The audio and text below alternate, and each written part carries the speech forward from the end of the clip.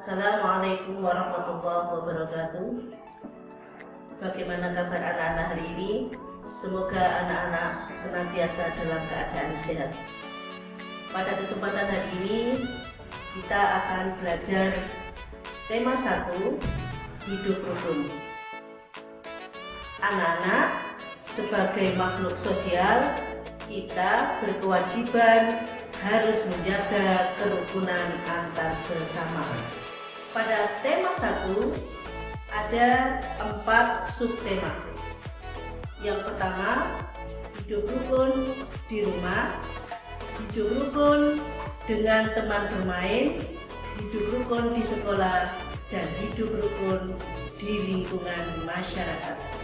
Pembelajaran kita hari ini adalah tema 1, subtema 1 tentang hidup rukun di rumah. Tujuan pembelajaran kita kali ini adalah yang pertama, anak-anak dapat menyebutkan sila dari Pancasila yang sesuai dengan hidup rukun. Yang kedua, anak-anak dapat menyebutkan arti daripada kata ungkapan. Kemudian yang ketiga, anak-anak dapat membaca bilangan caca serta menyebutkan hingga bilangan 999. Dan yang ketiga, anak-anak nanti bisa diharapkan dari pembelajaran ini bisa menyebutkan panjang dan pendek daripada bunyi lagu. Anak-anak, tahukah kalian apakah hidup rukun itu? Hidup rukun yaitu sikap saling menghormati, menghargai, dan menyayangi antar sesama.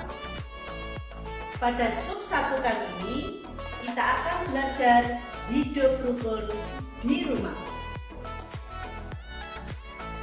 Hidup rukun di rumah adalah sikap saling menghormati, menghargai, dan menyayangi antar anggota keluarga.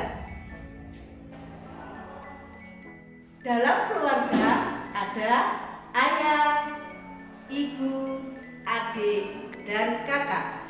Contoh hidup rukun di rumah, misalnya seorang anak membantu orang tua menyelesaikan pekerjaan rumah. Misalnya mengepel lantai, membantu memasak, membantu menyapu, dan sebagainya. Contoh hidup rukun dengan ayah, misalnya seorang anak bisa membantu ayah membuang sampah dan membantu mencuci mobil dan sebagainya. Contoh sikap saling menyayangi.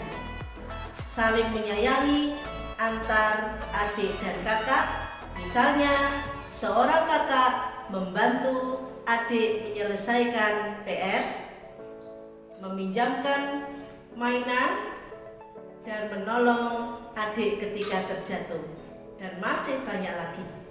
Adapun contoh hidup tidak rukun di rumah, misalnya tidak membantu orang tua menyelesaikan pekerjaan rumah. Yang kedua, bertengkar dengan adik atau kakak. Dan yang ketiga, selalu melawan orang tua. Dari materi yang disampaikan Bu Guru tadi tentang hidup rukun, ada beberapa manfaat hidup rukun di rumah. Yang pertama, terciptanya lingkungan yang damai, nyaman, dan bahagia. Yang kedua, anak-anak akan semakin disayang oleh orang tua. Dan yang ketiga, tentunya akan disayang oleh Allah. Anak-anak, kalian tidak boleh mencontoh perilaku hidup yang tidak rukun. Contohlah perilaku hidup rukun dan kalian terapkan dalam kehidupan sehari-hari bersama anggota keluarga di rumah. Berikut ini adalah lagu yang mencerminkan tentang hidup rukun di rumah. Lagu ini berjudul Ramah dan Sopan. Baik anak-anak, kita akan menyimak lagu yang berjudul Ramah dan Sopan. Anak-anak, kita ikuti ya.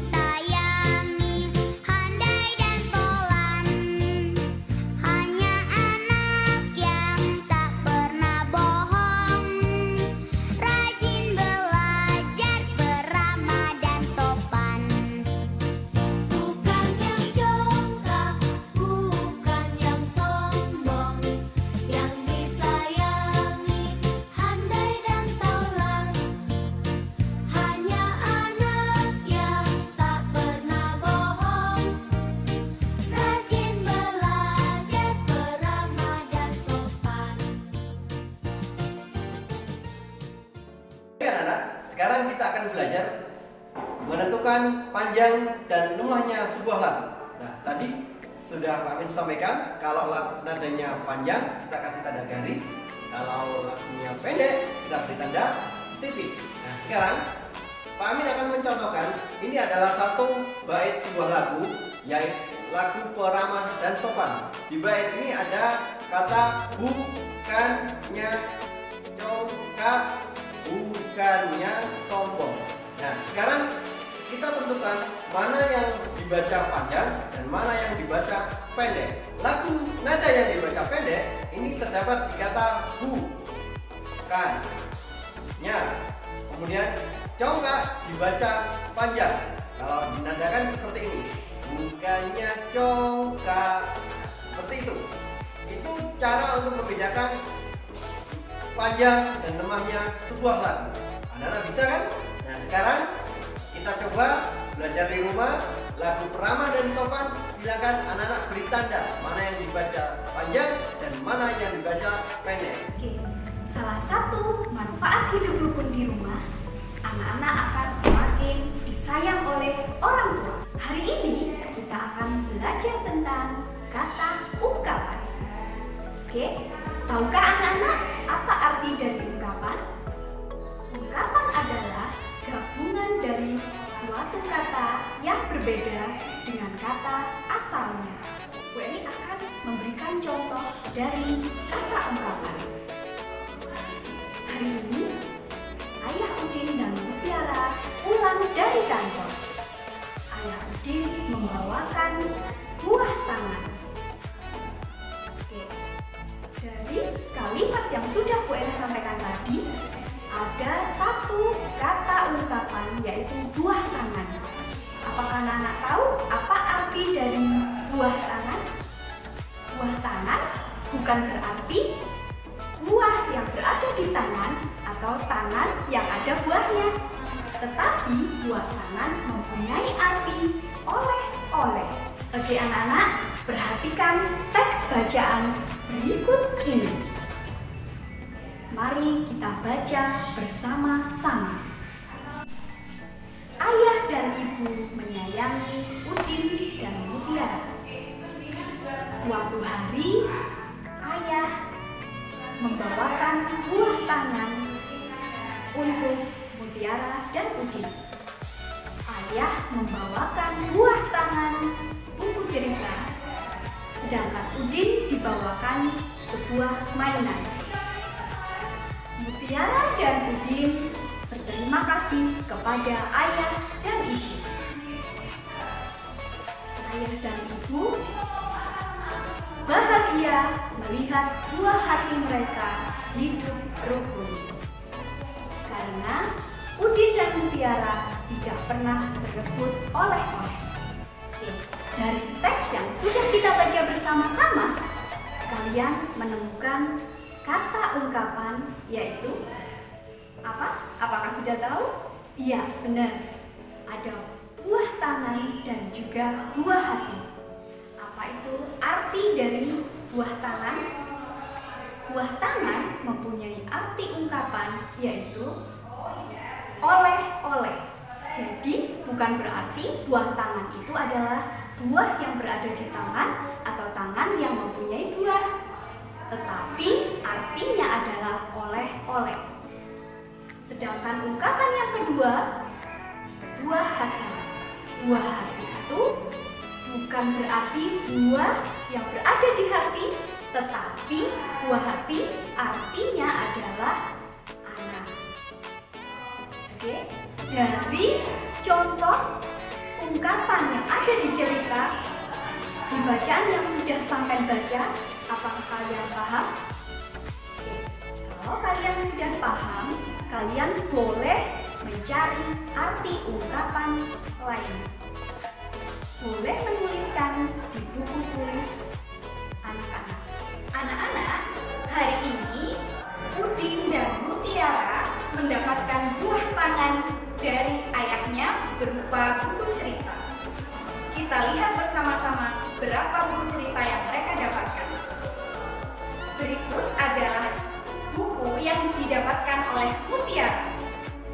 Mutiara mendapatkan 4 tumpukan buku. Satu tumpukan buku berisi 10 buku. Jika ada 4 tumpukan buku, berarti kita jumlahkan bersama-sama ya. 10 ditambah 10 ditambah 10 ditambah 10 lagi, berarti berjumlah 40. Sekarang kita lihat buku yang diperoleh oleh Udin. Udin mendapatkan 7 buah buku. Sekarang coba kita jumlahkan buku yang diperoleh oleh Mutiara dan Udin. Mutiara mendapatkan 40 buku. Udin mendapatkan 7 buah buku. Jika dijumlah, maka 40 ditambah 7 sama dengan 47. Atau anak-anak bisa membaca dengan 47. 40 menempati nilai tempat puluhan. Sedangkan 7 menempati nilai tempat satuan. Bulita punya contoh yang lain. Di sebelah kita, Bulita mempunyai 10 tumpukan balok. Setiap satu tumpukan bernilai 10.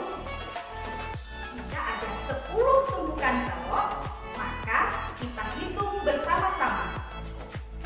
10, 20, 30, 40, 50, 60, 70, 80, 90, dan 100.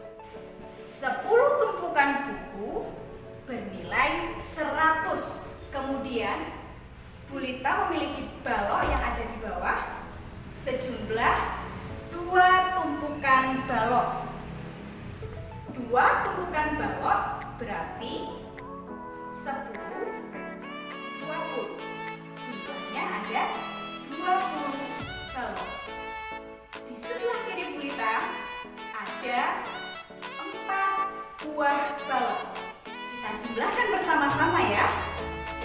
100 ditambah 20 ditambah 4 sama dengan 124.